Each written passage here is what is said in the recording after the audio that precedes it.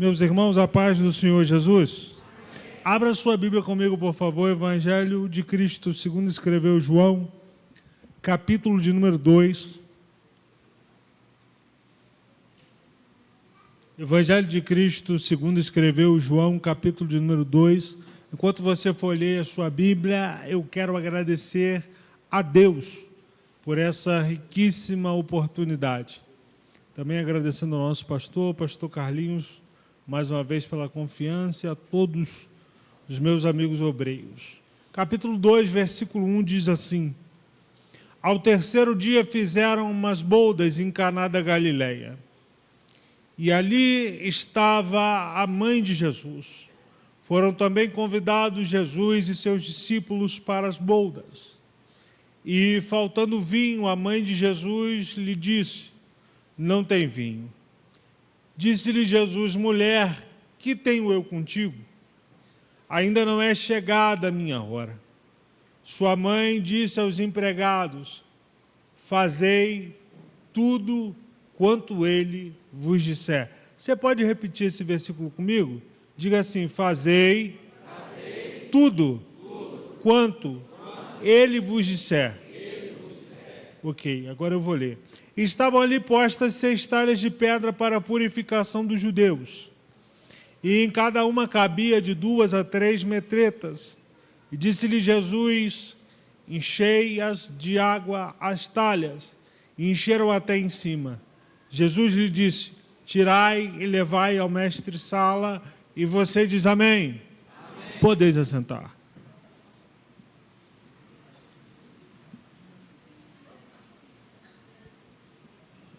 O Evangelho de João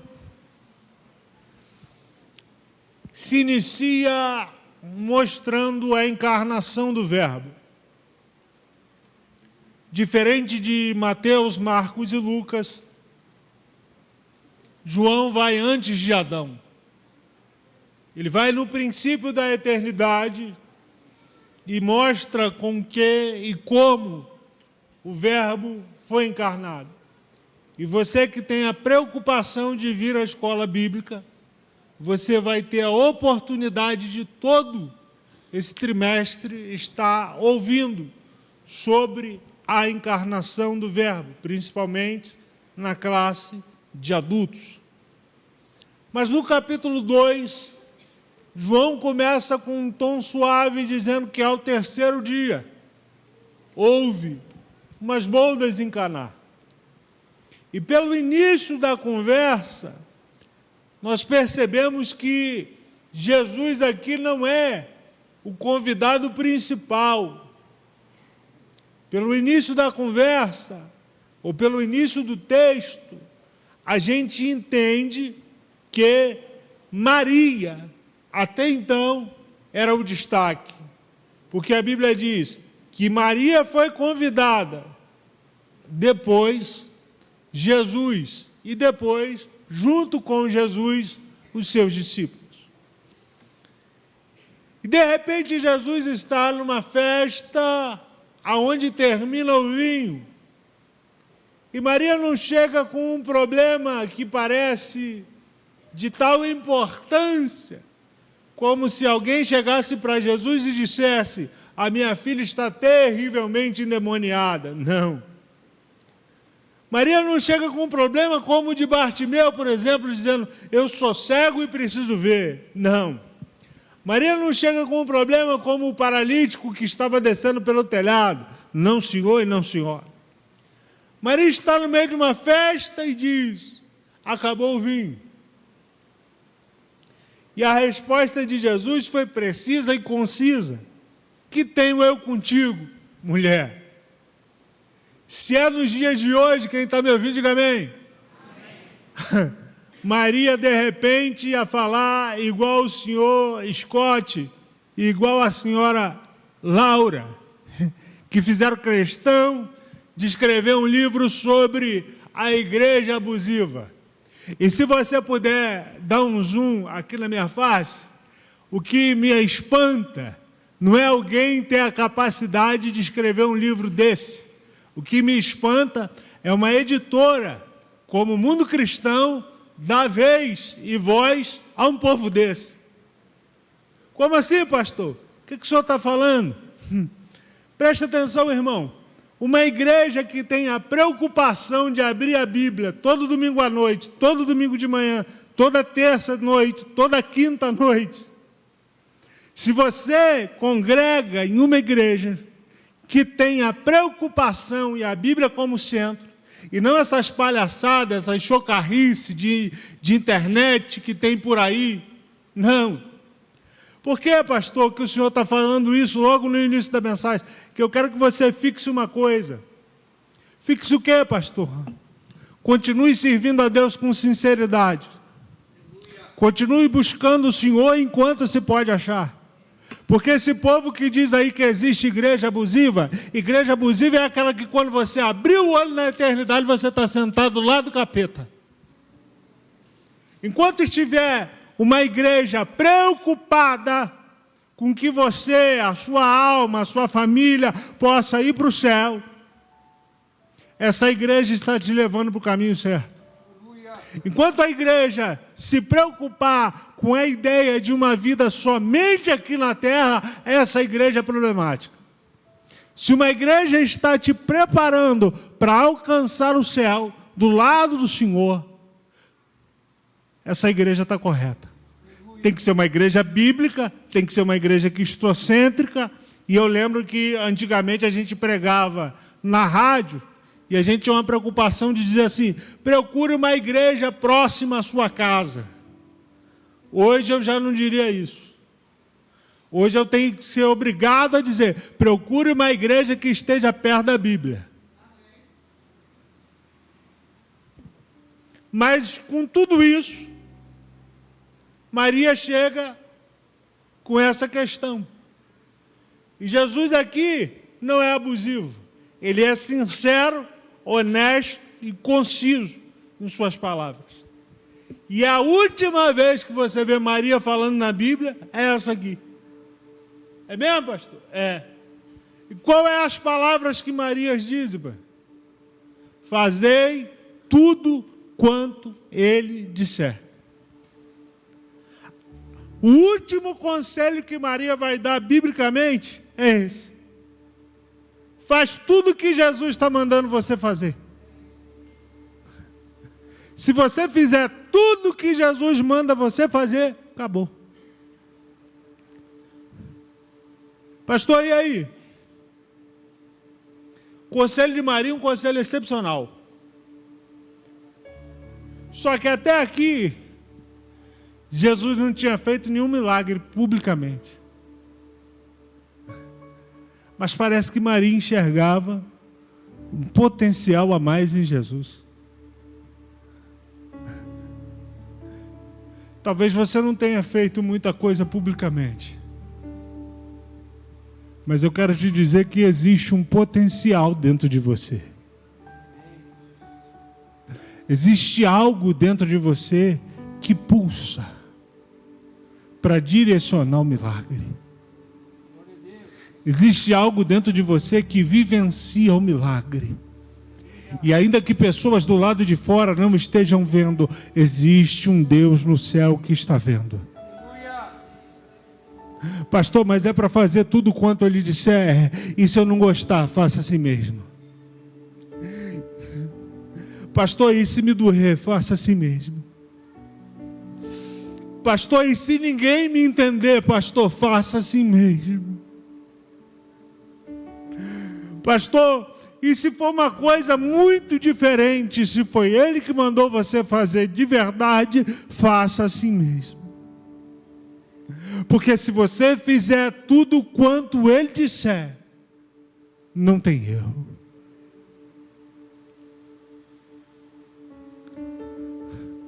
Mas Jesus aqui trabalha o tempo. Me ajude a pregar nessa noite. Diga para 2 pessoas que estão do seu lado aí: o seu milagre tem um tempo certo para acontecer.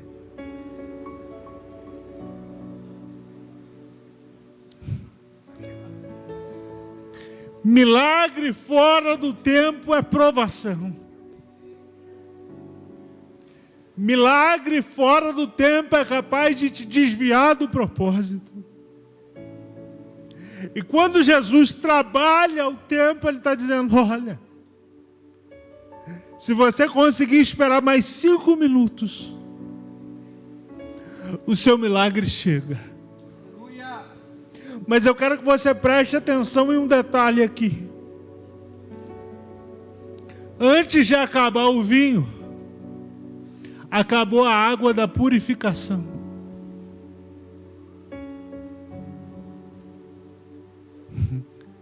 Por isso que a Bíblia diz que um abismo chama outro.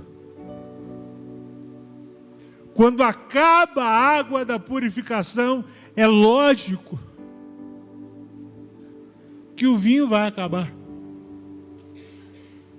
E o vinho aqui simboliza não só um líquido vermelho, não senhor, não senhora.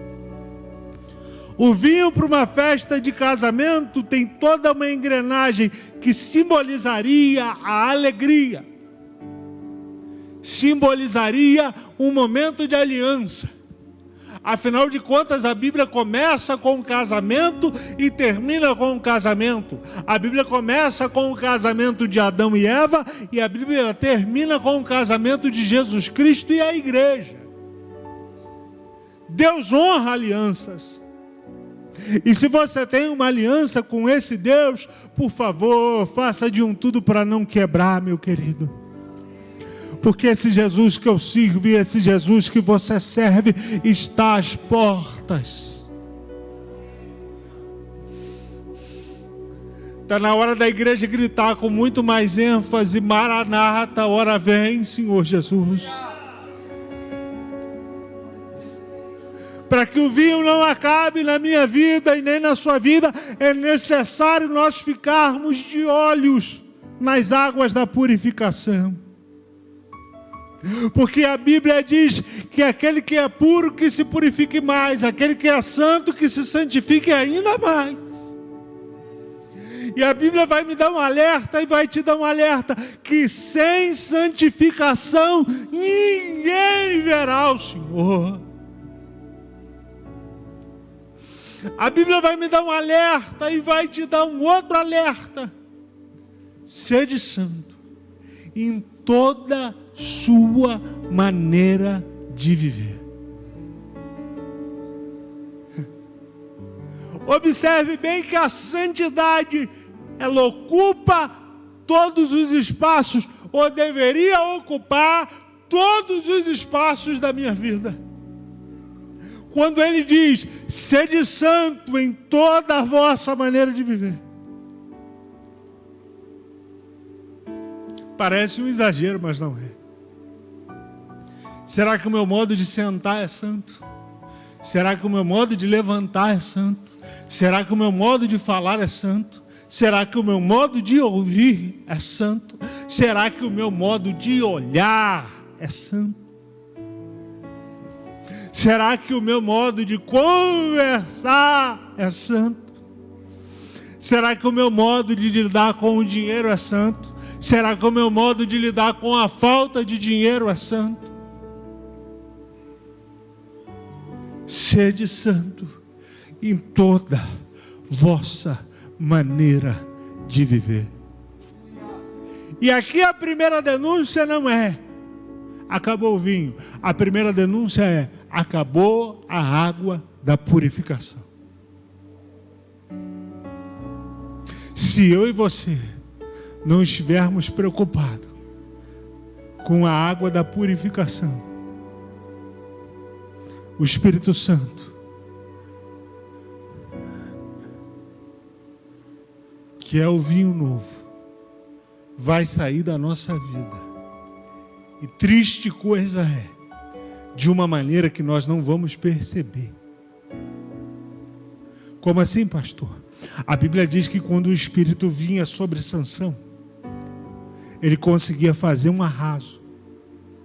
Mas quando o Espírito saiu de Sansão, ele se levantou diante de Dalila e disse assim: será como das outras vezes. Eu vou derrotar esse filisteu. E a Bíblia diz no livro de Juízes, mas Sansão não sabia que o Espírito do Senhor havia o deixado. Quando o Espírito Santo vem, ele vem com um som de vento impetuoso. Quando o Espírito Santo vem, ele vem como labareda e línguas de fogo. Mas quando ele sai, ninguém percebe. Ele não anuncia, olha, eu estou saindo. Não. E as águas da purificação haviam acabado.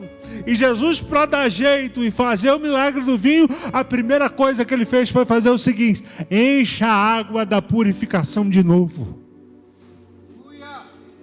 Eu sei que é desconfortável, mas é a última vez que eu te peço isso essa noite. Dá um toque no seu vizinho e fala assim: como é que está a água da purificação aí?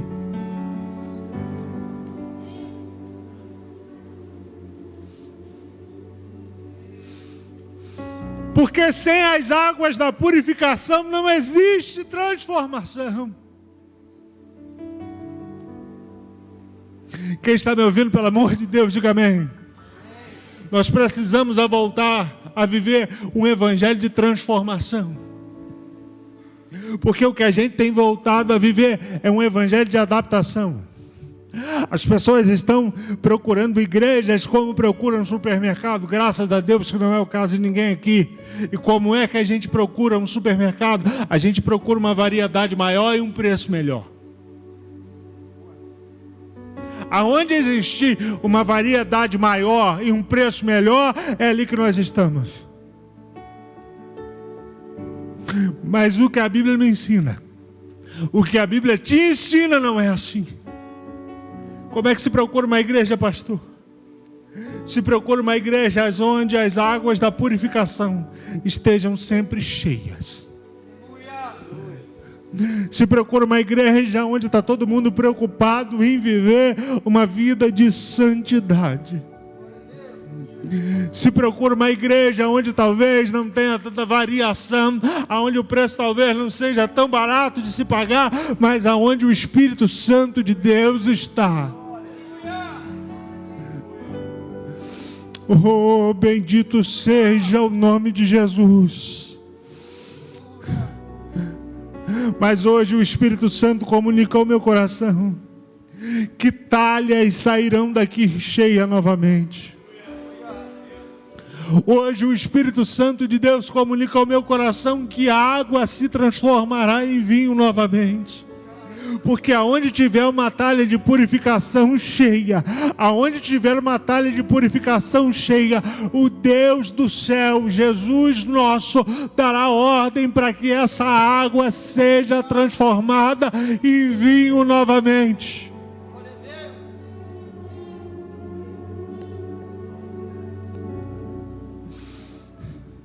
E o próprio Jesus está atento no detalhe.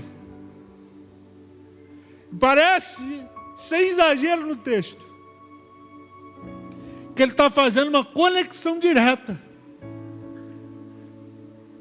Que ele está dizendo, vai lá e enche as talhas da purificação. Que daria 720 litros. Não é uma coisa tão rápida de se encher.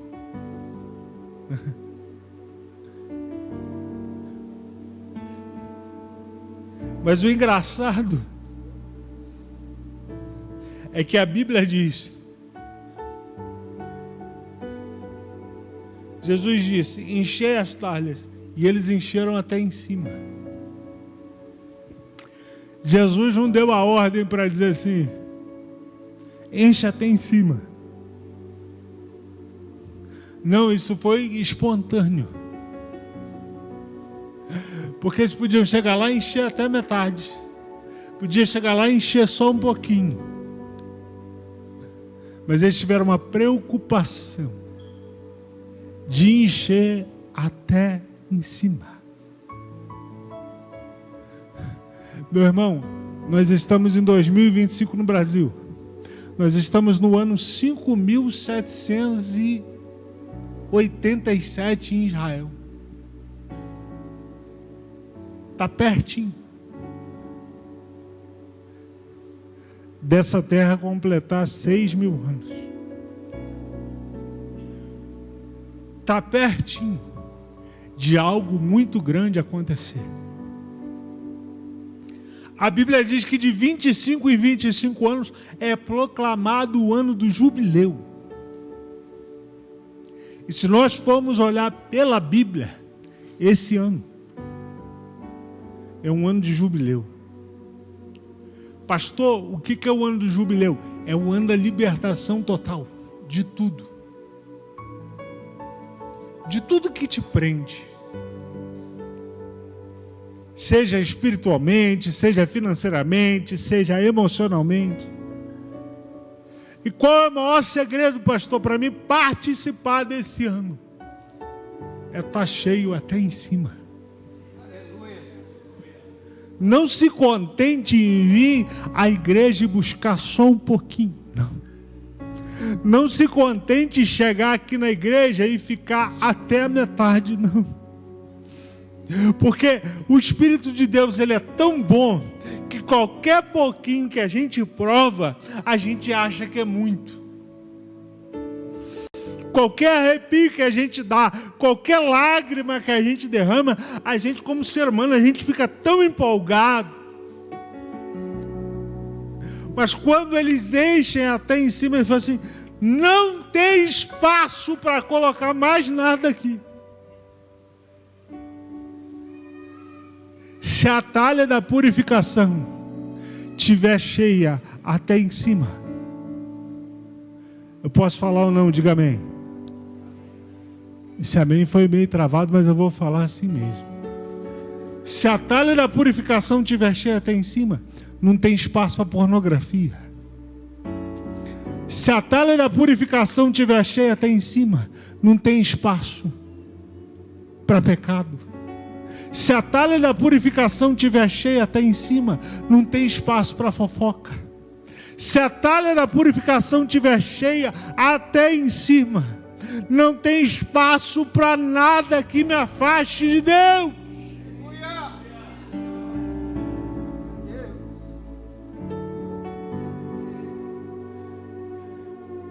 Pastor, lá em casa de vez em quando tem umas brigas que só Jesus. É porque a talha da purificação lá está meio baixa, irmão. Pastor, lá em casa, pastor, de vez em quando eu percebo, eu estou vendo um negócio que não é muito santo. É porque a talha da purificação está baixa.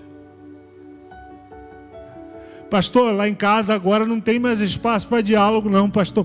Tudo lá vira discussão. É porque a talha da purificação está baixa.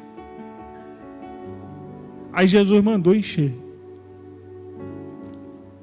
E quando eles enchem de água.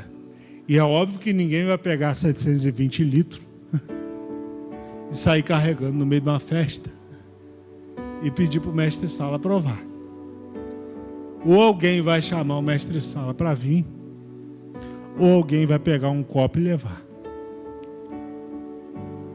Só que quando eles pegam e tiram, porque o mesmo Jesus que mandou colocar a água, ele manda tirar também. Tira e leva. Leva para quem? Para alguém fora do nosso discipulado. Para alguém que está fora das nossas quatro paredes. E uma água que não tinha sabor, não tinha cor, não tem questionamento, sabe? Ninguém sabe o que Jesus vai fazer, Léo. Mas se ele mandou encher de água, enche de água. Ninguém sabe o que Jesus vai aprontar, mas não tem ninguém preocupado. Por quê? Porque tinha uma ordem. Qual a ordem, pastor? Faz tudo quanto ele disser. Então ninguém vai questionar, para que nós estamos enchendo isso de água se o povo está carente de vinho? Para que nós estamos mexendo e enchendo essas talhas de água se todo mundo já passou aqui, todo mundo já se purificou e à medida que foi se purificando, a água foi acabando e é totalmente justo. O que Jesus está arrumando? O que Jesus está me arrumando não interessa, mas se Jesus mandou fazer, a minha parte é obedecer. Eu lembro que a primeira vez que eu fui na sala das tias, quando eu era criança, a tia falou um negócio e nunca mais saiu da minha cabeça. Na escola, a gente aprende o ABCD. E na igreja, a gente aprende o obedecer. Jesus falou? Falou. Então eu vou pegar a água e vou levar. E no caminho, o processo vai se transformando. Aí eles chegaram com um copo e deram para o mestre de sala.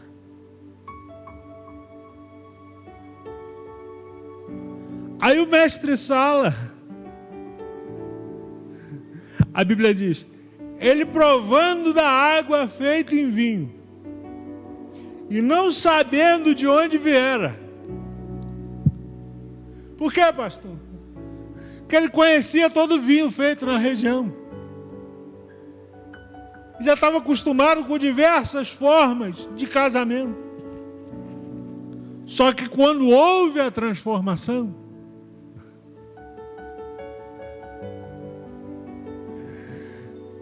eu vou dar uma pausa aqui, quem está me ouvindo, diga amém. Irmão, eu já estou pregando um tempão. E se você está se questionando aí, crente pode ou não pode beber vinho, é porque a sua água de purificação está muito baixa. Cria vergonha em nome de Jesus. Porque você acha que a gente está aqui ao léu. Às vezes você pensa que Deus não fala com a gente. O que está acontecendo aí dentro de você agora, cria vergonha em nome de Jesus. A Bíblia diz que o vinho é escarnecedor. A Bíblia diz que aqueles que acordam de manhã para se embebedar jamais verão o reino de Deus. Ah, pastor, mas então eu posso beber, eu só não posso me embriagar. Vai nessa que você vai ver onde é que você vai parar.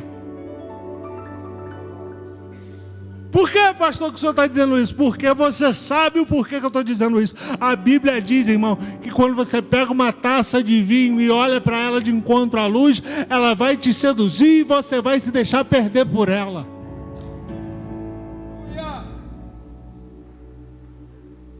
Cria vergonha em nome de Jesus. Ah, pastor, mas Paulo falou para Timóteo para ele beber um pouco de vinho. Se na época de Paulo tivesse o omeprazol, ele ia falar, toma um omeprazol para o seu estômago. Você ainda está me ouvindo? Diga amém. Que esperto, crente. E ele fala assim,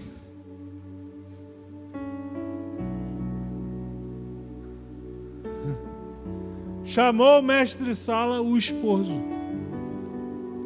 porque ele achava que o esposo é que estava responsável pelo que estava acontecendo. E disse, todo homem põe primeiro o vinho bom, já quando se tem bebido, então se traz o inferior. Mas tu até agora guardaste o vinho bom. E o esposo não está entendendo nada do que está acontecendo. Por quê, pastor? Porque quem fez esse milagre aqui não foi o homem, irmão. A direção do mestre sala é todo homem.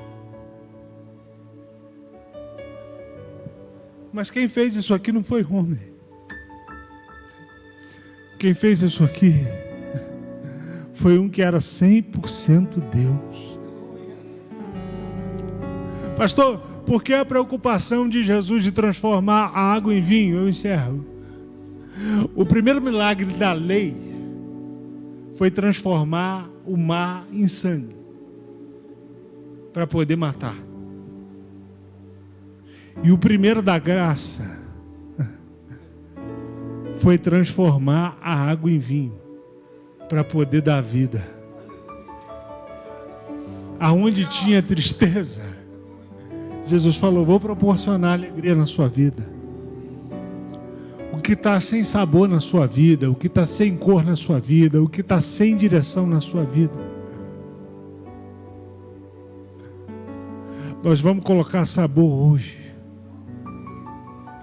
Jesus vai transformar hoje. Não é uma adaptação. E eu posso falar isso, não é uma muleta para te amparar, não. É uma transformação completa. É uma transformação completa. É da água para o vinho. Sabe por quê? Porque você precisa pegar dessa transformação e levar para as pessoas provarem. E alguém vai dizer para você: vem cá, mas eu conheço. Igreja é tudo igual. Tudo. Não. Qualquer igreja que você for é a mesma coisa. Todos os caminhos levam a Deus. Deixa eu dar mais um recado. Todos os caminhos levam a Deus para juízo. Agora, para salvação só tem um caminho. Qual é o caminho, pastor? Eu sou o caminho, a verdade e a vida. E ninguém vem ao Pai senão por mim. Esse negócio de todos os caminhos levam a Deus é conversa fiada. Você precisa pegar dessa água que é transformada em vinho e levar lá para a sua escola. E levar lá para o seu trabalho. E levar lá para a sua empresa. E levar lá para a sua vizinhança. E alguém vai te dizer assim: mas igreja é tudo igual. Não, não é tudo igual não. Lá na minha igreja, no domingo à noite, na quinta noite, na terça noite, a gente abre a palavra lá e sempre tem uma comida nova. E o tempero é bom para a honra e glória do nome de Jesus.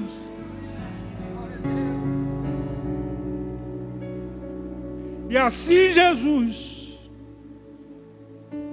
principiou os seus sinais em Caná da Galileia e manifestou a sua glória. Agora bota esse versículo aí para mim, o 11, e a gente encerra.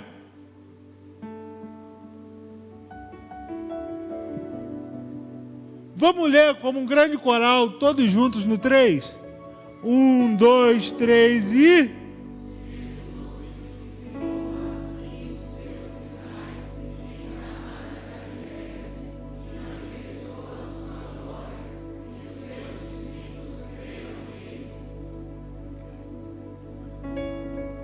Mais uma vez, vamos lá? 1, 2, 3 e...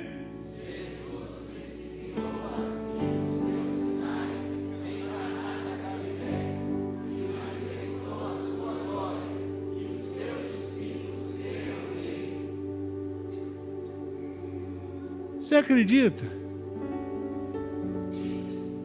que pode ter um monte de discípulos de Jesus sem crer em Jesus?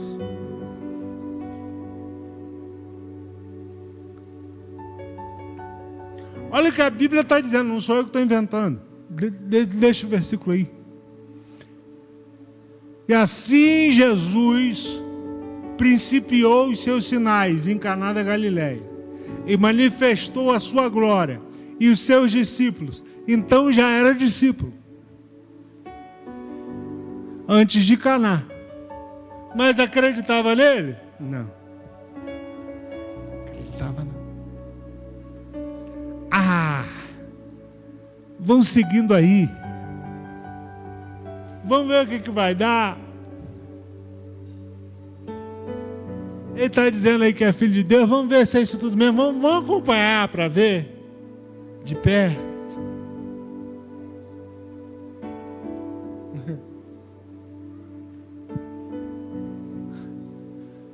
Aí Jesus, que de você está guardado. Pega as águas da purificação. Aumenta. E depois que aumentar a purificação, pastor, o que acontece? A transformação.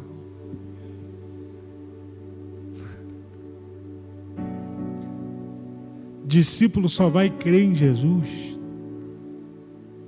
se ele for transformado.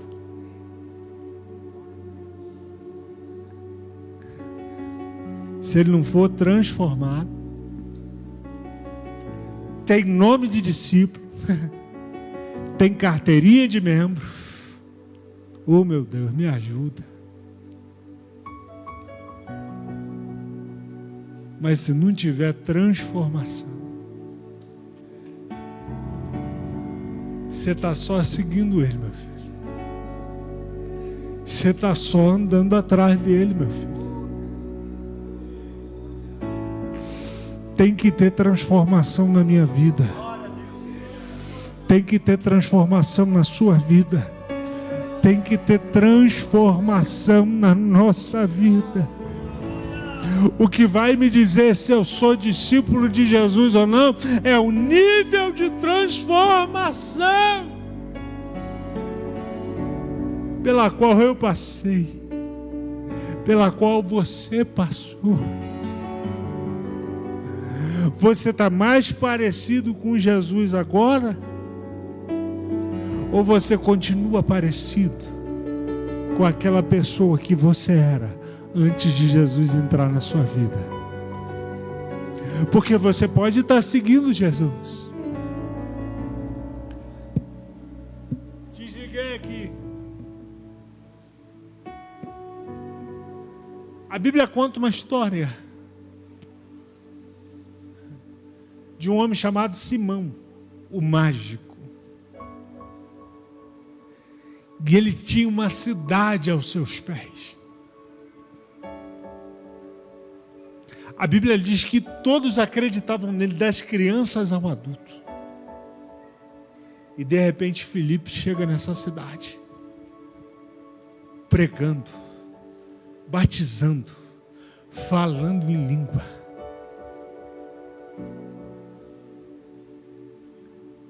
O Simão começa a perder espaço. O Simão começa a ficar de lado.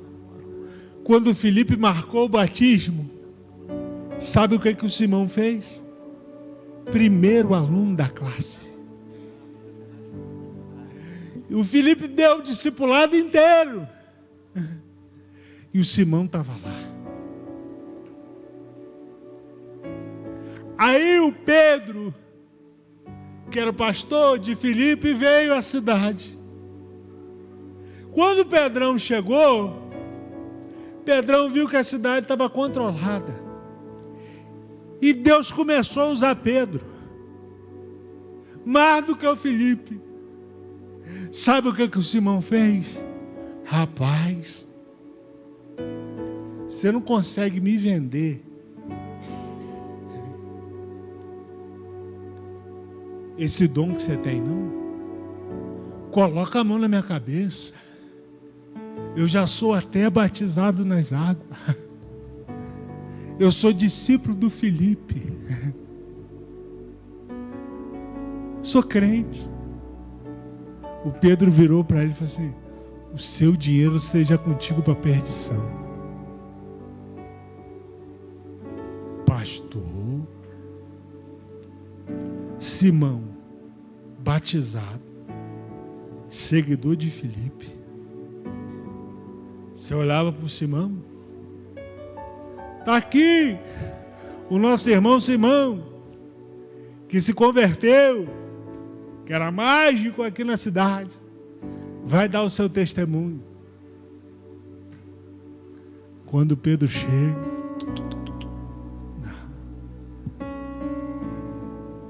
tu tem carteirinha de crente, gravata de crente, paletó de crente, mas cadê a transformação? Cadê a água que virou vinho? Cadê o Espírito Santo agindo de fato na sua vida?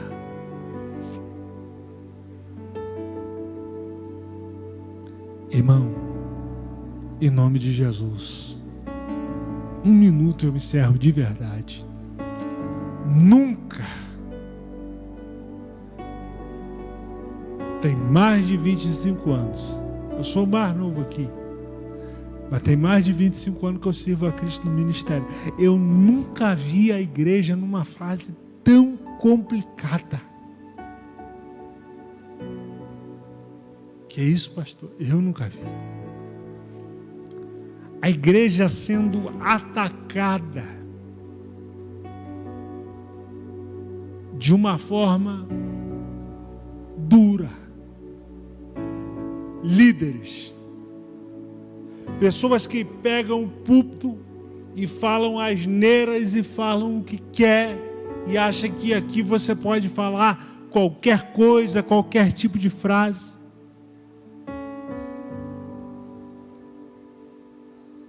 As línguas estranhas virando motivo de chacota.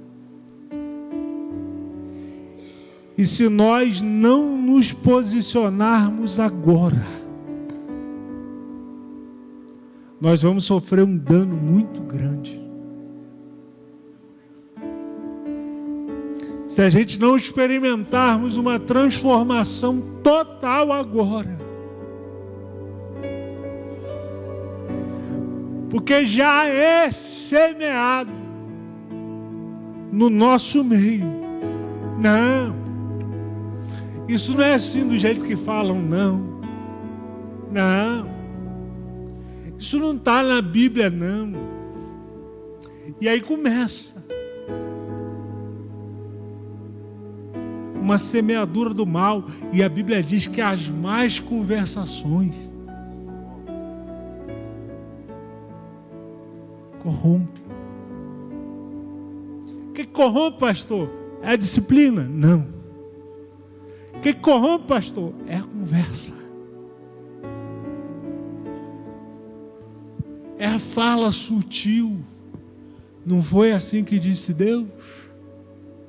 Que vocês podem comer de todas as árvores? Cuidado, irmão.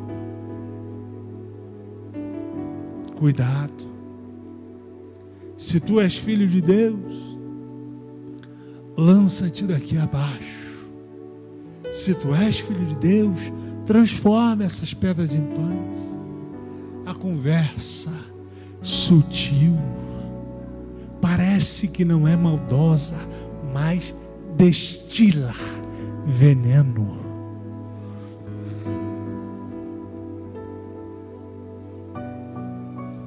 Mas o Senhor Jesus, mais uma vez, transformará toda a água em vinho. E um vinho novo, que vai nos capacitar a irmos para a rua e oferecermos do que somos cheios aqui para aqueles que estão sedentos lá fora. E alguém vai dizer: rapaz, esse negócio que você me ofereceu é diferente mesmo. Isso que você está me oferecendo é diferente mesmo. Pai, nós oramos em nome de Jesus essa noite. Deus, nós te damos graça. E eu te peço, Senhor, que tudo aquilo que não tem cor, que tudo aquilo que não tem sabor, que tudo aquilo que não tem cheiro, ó Deus, venha a ser transformado na nossa vida, em nome de Jesus. Só quem concorda, diga amém, por favor.